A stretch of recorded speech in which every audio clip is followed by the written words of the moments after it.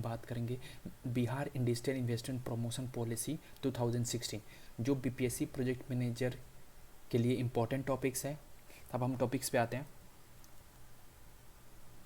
इसमें कुछ important points मैंने डिस्कस किया है जो आपको याद होने चाहिए, क्योंकि ये बहुत इंपॉर्टेंट पॉइंट्स हैं।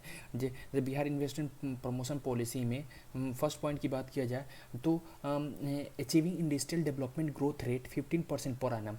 जो इंडस्ट्रियल डेवलपमेंट ग्रोथ रेट था 15% बढ़ाना था हर साल। ओके, हर साल 15% बढ़ाना, इंक्रीमेंट होना चाहिए industrial development promotion development growth rate 50% increment होना चाहिए था। Increase contribution of the secondary sectors to the S GSDP to the more than 15% in the line with the national manufacturing policy के and the make in India initiative के तहत। Second point ये है कि जो सेकेंडरी सेक्टर थे उनका भी कंट्रीब्यूशन होना चाहिए 25%, जो नेशनल मैन्युफैक्चरिंग पॉलिसी के और मेक इन इंडिया के इनिशिएटिव हुआ था उसके तहत 25% का इंक्रीमेंट होना चाहिए स्टेट को में। Okay, create direct employment opportunity for 5 lakh people across all economic sector से। हर इकोनॉमिक सेक्टर में 5% 5 लैक्स एम्प्लॉयमेंट अपॉर्चुनिटी क्रिएट करना था। ठीक है, फोर्थ पॉइंट पे आते हैं। Attack on ground investment of 50,000 crore.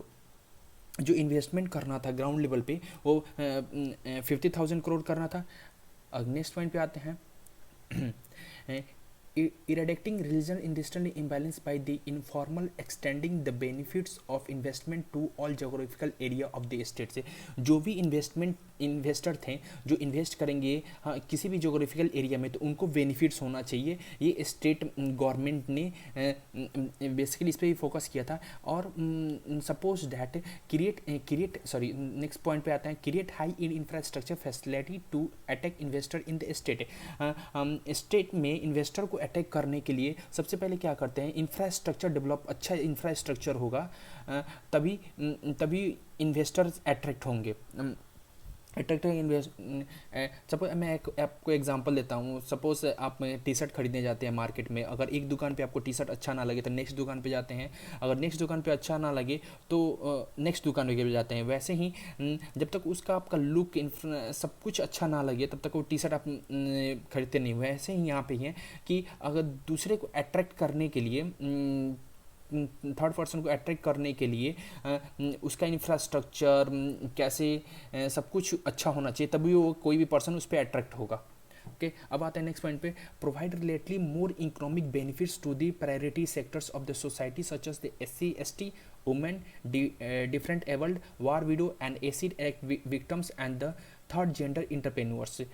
इसमें बेनिफिट ये भी बात किया जाता है जिन बेनिफिट दिया जाए किसको, प्रायोरिटी सेक्टर्स को। जैसे सोसाइटी में, जैसे प्रायोरिटी सेक्टर सोसाइटी में जाते SC/SC कास्ट के हुए, वुमेन्स हुए, डिफरेंट एबल हुए, वार विडोज हुए, एसिड अटैक विक्टिम्स हुए, उनको क्या बेनिफिट देने की बात किया गया था इस पॉलिसी में। आते नेक्स्ट पॉइंट पे आते हैं। सॉरी, नेक्स्ट पॉइंट क्या है, registration of all industrial units will be voluntary basis. जितने भी रजिस्ट्रेशन होगा सारे वॉलेंट्री बेसिस पे रजिस्ट्रेशन होगा। Online system will be given clearance and approval is developed.